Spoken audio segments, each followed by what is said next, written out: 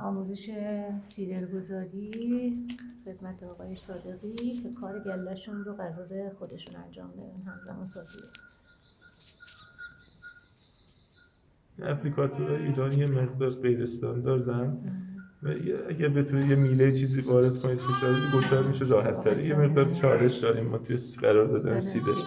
خب اوکی حالا روبریکا بفرمایید خودتون. مرحله بعدی ماده لغزنده یا ژل لغزنده رو سر اپلیکاتور میزنیم که حیوان اذیت نشه. خب حتما باید یه همکار داشته باشین که دومر بده بالا و حالا موقع وارد کردن اینو از اینجا ببینید، نه هنوز ببینید اینو کامل بچسبونید به بدن، درسته؟ و موقعی که خارج می‌کنید هم اینو باید فشار بدید به بدن که اون حالا فشار بدید، نخشو ول کنید. خب حالا